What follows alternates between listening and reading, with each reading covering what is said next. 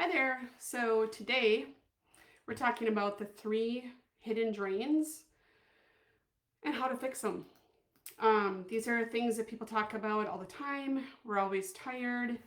We get to thinking that, well, it makes sense because our kids are little. We're running, everywhere nonstop. And it just makes us feel like it is normal, and it's not. So we need to figure out some ways that we can fix this. I'm not really so much of a quick fix person, but there are definitely some things you can start to do to help you quickly, right? So probably you can start working on these, and then within a week, you're going to notice a difference in how you feel. All right. So I'm just pulling up my notes. So just give me 1 second here. Let's see here. Okay. I got them. All right. So first of all, if you are new here, or if it's been a while since you see me do some of these trainings, I would like to just tell you a little bit about who I am. So my name is Tiffany. I'm a board certified and licensed nutritionist. I came to this space because I was exhausted. I was so fatigued. I was so frustrated with it because there was really nothing that I was able to do to make it better.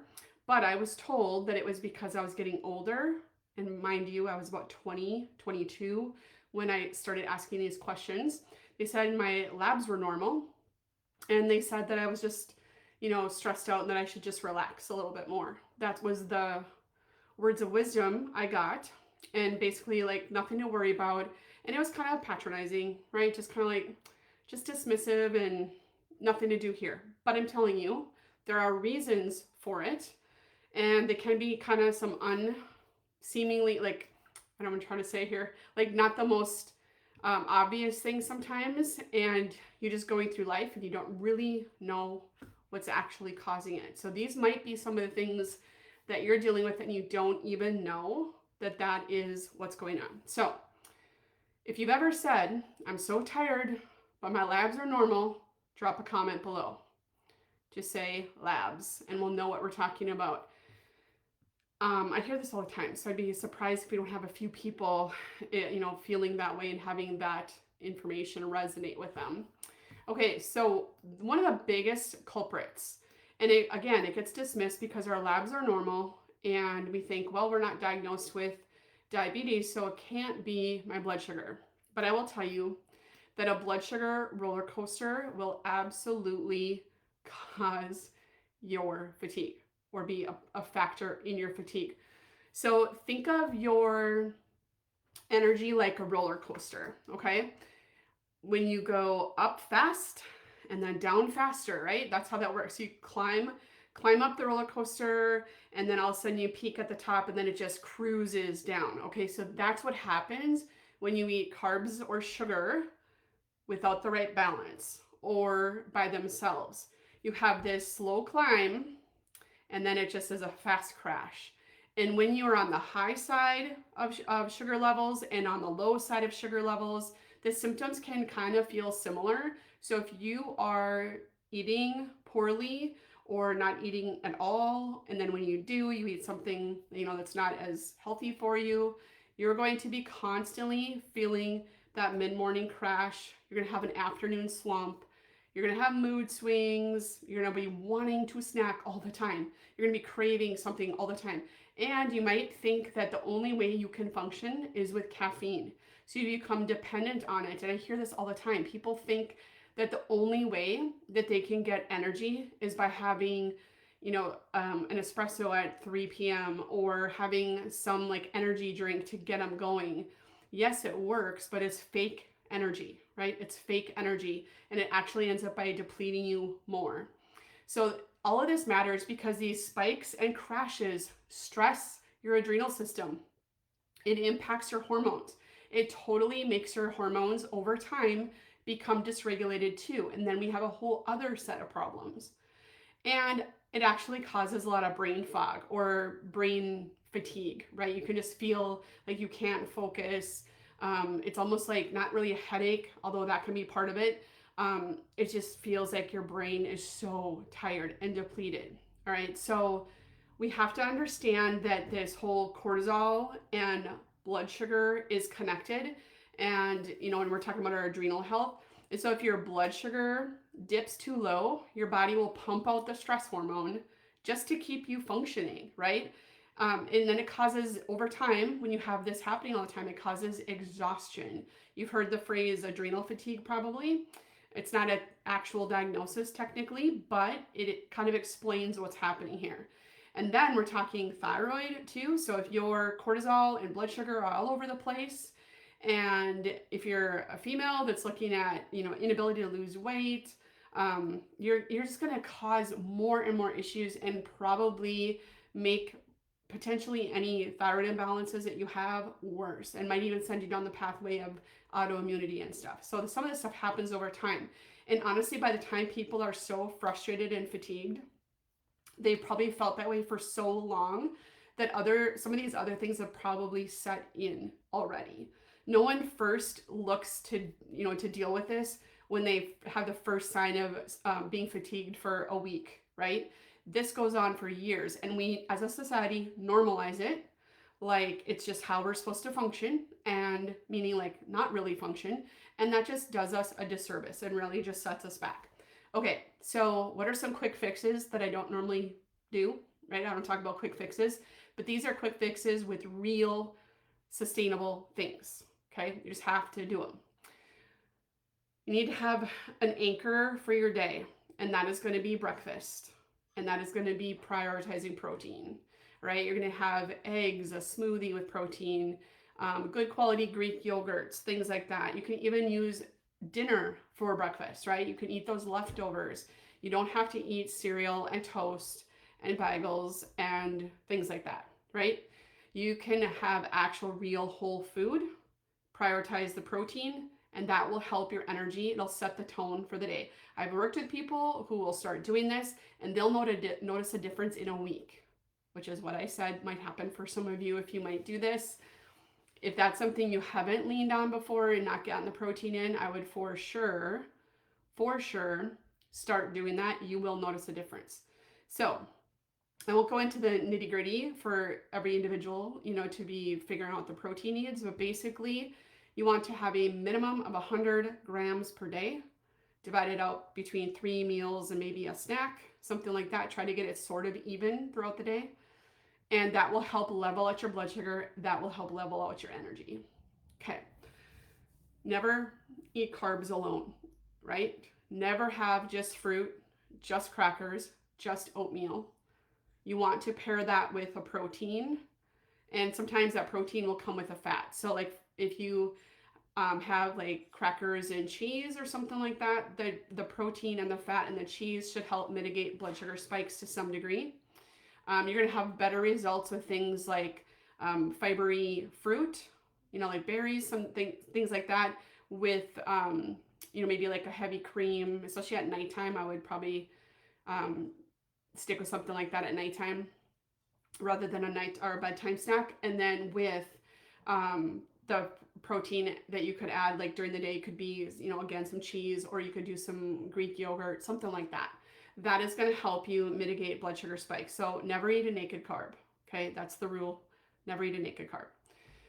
All right, meal timing. And this can go to extremes, right? Because everybody loves intermittent fasting. I love intermittent fasting because it's convenient, right? You're spending a lot less time in the kitchen. However, when you do it too long and too often, what happens is that you will eventually downregulate some of your metabolism. That goes into a whole other conversation I won't talk about right now. So unless you're metabolically stable, I probably wouldn't do long-term intermittent fasting for in an ongoing way, or not until you're more stable. So you don't want to go too long without eating. Maybe don't go more than 5 or 6 hours without eating, but also you don't need to eat every 2 hours. Okay, we have to find a happy medium, and it kind of goes by your schedule. So everybody will have a little different experience in that. So try to eat, for example, at like 8, 12, and 5 or 6 or something like that. That would be a good kind of basic 9 to 5 job. It fits with that job. Whatever it looks like for you and your schedule, that's what you should do. But try to make it consistent, and your body will respond to that. And then the other thing with blood sugar that no one really thinks about is dehydration. If you are dehydrated, If you are dehydrated, you will make your blood sugar worse. You'll also raise blood pressure. Okay, inadvertently, your blood pressure could come up. So make sure that you are hydrated. Use electrolytes if you need to. Try to get a good quality one if you want anything to do. If you want a good suggestion for that, let me know. I'll put a link to the comments or in the comments for you. Or you can just put in like sea salt and lemon and lime and that kind of thing, and just have that in your water every time you fill up your water bottle or something. Just always add a little bit of that, and you will be making sure that that fluid is actually getting into your cells and tissues. Okay, so I was working with someone who was eating kind of the standard American breakfast, like bagel, fat-free cream cheese, probably some juice or some coffee and that kind of thing. And we swapped out some of what they're eating. They could still have the bagel, but we're adding protein to it. And even just adding like 25 grams of protein helped her have so much better energy, outlook, motivation in the morning. And that helped her to not have that, energy dip that people crash in the afternoon, like 3 p.m., something like that. So that can happen within a week. Okay. I've seen it happen many times. And if you try this and it doesn't happen in a week, it's okay. It's okay. Just keep trying, persevere, and you will notice a difference. Okay. Let's talk about stress hormones. First of all, has anybody kind of thought or wondered about the blood sugar, even though they're not diagnosed with diabetes, type 2 diabetes, things like that? I know so much of my life, I question that and like what's going on with that. And they said, well, number one, you're not old enough for that. So on one hand, I was getting old, so that's why I was tired. On the other hand, I wasn't old enough to test for some of the things with blood sugar dysregulation. Turned out I had something called reactive hypoglycemia that kept me exhausted and down all the time, in addition to just having some thyroid issues. So if that resonates with you, comment below, put down blood sugar, because this is something that is happening more often. And on a side note of that, this I should have said in the beginning, but I have a continuous glucose monitor program. I can get you continuous glucose monitors. I have them right in my office. And what is awesome about them is it tells you real-time data. And you, by getting those and working in the program, there is a whole bunch of resources, and you get live training with me twice a week in group training calls, and you have access to that while you're watching your real-time data. And it makes such a difference if you know how things work, okay? And you can respond to them. So that's really important. So if you are thinking that might be a good plan for you, comment glucose below and I will reach out to you and get you signed up for that, because it's just really, really helpful. And I can tell you that my pricing is awesome on that compared to some of the things I'm seeing and compared to what you get. So make sure to comment glucose if that is something that you think you might want to know about yourself. All right, next on the list, stress hormone. I get asked about this all the time. I have dealt with it myself. I have dealt with, that what we call adrenal fatigue, right? So chronic stress equals constant cortisol being pumped out, and that disrupts your circadian rhythm. So we're supposed to have a high amount in the morning, or it's supposed to be normal, but on the high end in the morning, and then it slowly comes down at night so that we can rest, restore, recover while we sleep. So if you have an upended circadian rhythm and you feel like you have to hit the snooze button 100 times before you can get out of bed, and if you feel tired and wired at night when you're supposed to be sleeping, but that's only time of day that you feel like you can actually accomplish anything, get anything done, stuff around the house or different projects, whatever it might be, then that's a sign that you are on stress overload biochemically. Even if you think it doesn't matter because it's a good stress and I love my job and I love working 18 hours a day or whatever it is, it doesn't matter, because your body doesn't care what it is. It does not care that you are thinking this is a good stress, because it will show up and it will dysregulate a bunch of other things if you don't get it in check. So if you feel like you have, too much stress going on, you're gonna have trouble falling asleep. You're gonna wake at 3 in the morning and have a hard time going back to sleep. You're gonna feel like when you lie down or just sit down to try to like, I'm just gonna chill out for a little bit, that you can't relax, you can't shut off the brain, and you feel like you need caffeine, caffeine, caffeine to just keep you pushing through the day. That is a sign that your stress hormones are on overdrive. So the only way for them to, like respond over time is once they get up and up and up, they will come crashing down, and that's when you will be burned out and exhausted. I've been working with people like that lately, and it's a process to uncover and to recover from it. So deal with it now. So your stress hormones will directly impact your thyroid health, your gut health, and your blood sugar.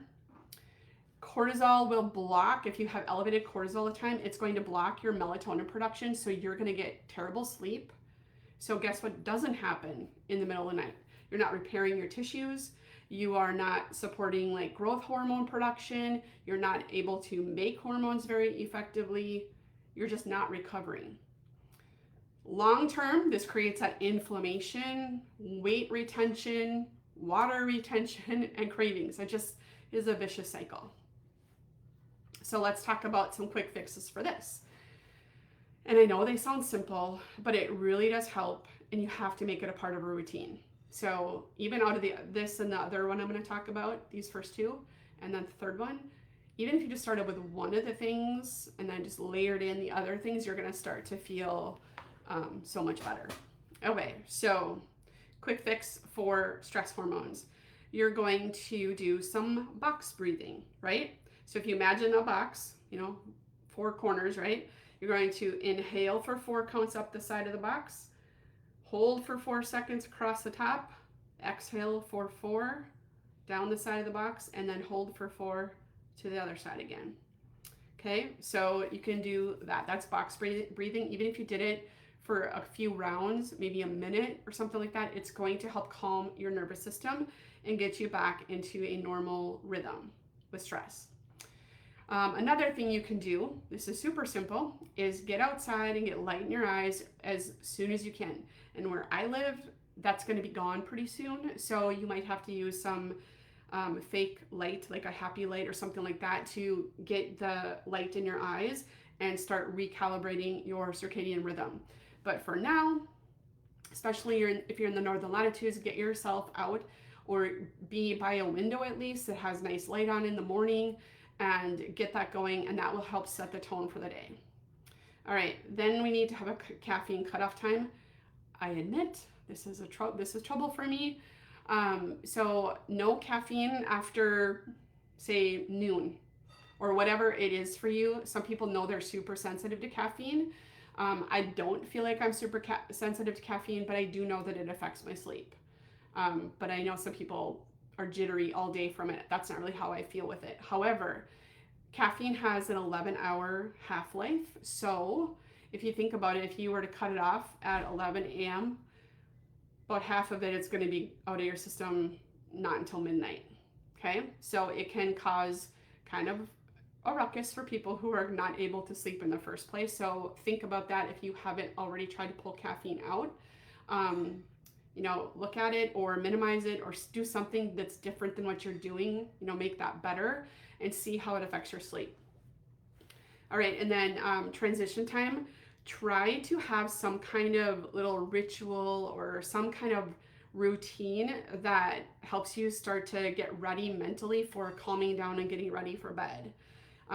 Even like a routine before transitioning into one thing to the next, like in your work day, if you can have yourself some little transition like I think I've been teaching, a lot of times teachers will play music when they're to switch to a different thing, especially for the elementary grades. It's just kind of signals to the body it's time to do the next thing. So I don't know what that would be for you, but maybe it's just a little walk, maybe it's a couple stretches, maybe it's journaling, something like that. And you can do kind of same types of things when you're transitioning into sleep. So you want to get that sleep hygiene in check and make sure that about an hour before bed or so, you're starting to wind down, right? Have kind of a process. I mean, I worked with someone once who had like her whole routine was about an hour. That's when she started washing her face and brushing her teeth. And It seemed excessive to me, but it was her thing and that worked for her. It was something she craved. She just really had a good night's sleep when she was able to do that, which was most of the time, thank goodness. So whatever that looks like for you, start to do that. Try to have kind of a routine with that. So like even things like that can help you wind down at night, doing the legs up the wall. If you ever done that, that's like a yoga move. I don't know why. I know that there's stuff to it, but there's a lot of relaxation that comes with that. It helps to reset the nervous system, helps with calmer evenings. If you do that even just before bed, even if it's like 5 minutes, that really is helpful. Okay, now the last one is about nutrient deficiencies, and this is my jam. All of this is because I help with this with people all the time. This is how my programs have been put together, dealing with all of these things, is that we can have nutrient deficiencies. And a lot of times people think that if they're overweight, they're not malnourished. And I feel like that's what I see more often than not. People who aren't super skinny, we always think of like malnourishment as people who are super skinny or sick people or something like that. And that does not have to be the case. I see this all the time because in modern diets, we have, nutrients in our foods that are deficient in nutrients compared to, years before. Our stress is crazy, leading to depletions. Medications that so many people are on, they actually are known. I have a whole book on it. Certain medications deplete certain nutrients, and most people are on numerous medications. So we have to look at this. And the first things that come to mind for when it comes to energy is like iron and our ability to store the iron. So that brings with low oxygen delivery. So if you are low in oxygen, are you going to feel energetic? I'm going to say no, right? If you have low delivery of oxygen, you're going to be tired. Your muscles are going to be tired. You're going to have brain fog. If you are deficient in magnesium, which powers like over 300 different reactions in the body, helps you balance your blood sugar, helps you manage stress. If you are deficient in that because you're constantly burning through it, you're going to get poor sleep. You're probably going to have muscle cramps. You're probably going to have anxiety. There's all kinds of things that can contribute to that energy drain with these nutrient deficiencies. B vitamins, something that is always showing up on nutrient testing when I do that. That's essential for production of energy in your cells, in the mitochondria specifically.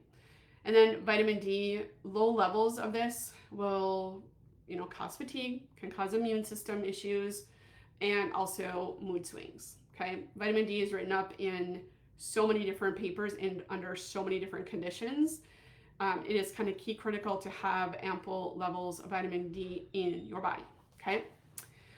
If anybody needs any recommendations, just put the nutrient that you're trying to replenish in your body down below, and I will make sure that you get a link to a really good quality version of it so that you can actually absorb it. All right, so just to clarify again, even when these labs that you go and they get checked out because you feel terrible, even when they come back normal, they're not usually optimal. Okay, so even if everything looks in the green on your lab report, there's nuances we can look at, and that's what I do every single day, is looking through, okay, this is good, but you would feel better if your levels were more like this or more like that, and as it correlates to the person's symptoms. So we have to look at the whole picture to really see how we can help benefit by increasing, nutrient density of certain, whatever nutrients apply to that. So it's very, very telling to so many people that I work with. They have all these symptoms, and every single time they're told that their labs are normal or not that bad, or there's nothing to do or whatever. Happens every time, and then people stay stuck with that situation. So quick fixes for this: making sure you're getting your iron boost, right? You can do everything from red meat to lentils to spinach. Throw some vitamin C foods in there. So that's going to look like citrus or kiwi, strawberries, things like that. Make sure that will help with the absorption of the iron by doing so. Some easy ways to get magnesium, and it's really easy, actually, should be easy to get magnesium because it's found in lots of different foods. But things like pumpkin seeds, almonds, leafy greens, If you have a leafy green salad once a day, that's going to be probably not enough if you're under a lot of stress, but it's going to be contributing to your magnesium level. Often people like to supplement for it, but you need to supplement with the right form, right? There's some for digestion, there's some for nervous system, like the brain anxiety and things like that. And then there's some for just overall body stores. So you need to kind of know which version you should be taking. And then protein, I'm gonna go back to that. This will double dip with the first thing I talked about. Get your protein in. 1 gram per pound of ideal lean body weight. I have a protein guide at $7. It's very robust if you want to take a look at that. If you are interested in that and want the link, comment protein. And making sure you're getting a broad variety of B vitamins. Again, those are in lots of different foods, but animal proteins, salmon, leafy greens, those would be good ways to get a lot of B vitamins in. Those B vitamins, along with the vitamin C, will really be helpful in supporting your adrenal health, your stress hormone health. So get that in there too. All right, so let's just recap quickly. Just looking down here. Let's just recap, and I just want to talk about the 3 drains, energy drains that you might not even think are a thing because you've either been told that everything looks good on your labs, but you're still tired. This is why: blood sugar swings, stress overload, and nutrient deficiencies. And you might say, well, Tiffany, I know I'm stressed. I know that, but it's my life, so there's nothing I can do. And the truth of the matter is that, yeah, some things you can't change. So what can you do? What do you have control of? And that's what we talk about. If you listen to the replay, you'll go back and hear about the things that you can do to help support your stress hormone production so it's more normal, right? Eating protein, nutrient-dense foods, and that kind of thing are going to be so helpful for that, even when other things feel out of control. So we're going to fix these, right? If you do fix them, you're going to get steadier energy. You're going to get better sleep. You're going to get clearer focus, even if it doesn't undo all the things you feel. Even if it doesn't make all of your symptoms go away, it's going to be huge in getting you in the right direction. And this is what happened to me. As soon as I had one little light coming through a tiny crack in a window that allowed me to see that what I was doing was actually helping and started to move the needle in the right direction, that is how I was able to keep on keeping on, as they say. That was the only way that I was able to persevere. It was the most minute signs and signs of improvement of my symptoms that helped me keep on keeping on. So that's what I'm wanting for you to see, and you can do that, I know, within a week. I see it all the time. All right, so none of these are complicated. You can start right now. You can start with your next meal. You can start right before bedtime. So just try it. Just start with one of them. Just try it. So the reason I talk about these things is because these are the repetitive things that people reach out to me about, or that people I'm working with. And that is why I've created, like, how I work with people in my programs and everything are totally based on these core foundational things that if you don't have all of them dialed in, it's really hard to overcome the frustrating symptoms that you have. We're talking about energy today, right? But there's so many other things that people are feeling and think that this is just how their life has to be. And the truth of the matter is it's just not true. So if you are ready, and I don't know why you wouldn't be, if you're struggling with these things, I don't know why you wouldn't be. If you are ready, I would comment reset below. I will reach out to you and we can talk a little bit further. But all of my programs will be all encompassing, and you get to pick the level, the degree to which you want to dig in, basically. But we go through all of these things to help you feel and function like you deserve to feel. And I hope you join me. If you're feeling like this, I hope you start soon. All right. I hope that has been helpful. I'll be back next week with some more information on another topic that comes up. And thank you for being here. All right. Take care. Bye-bye.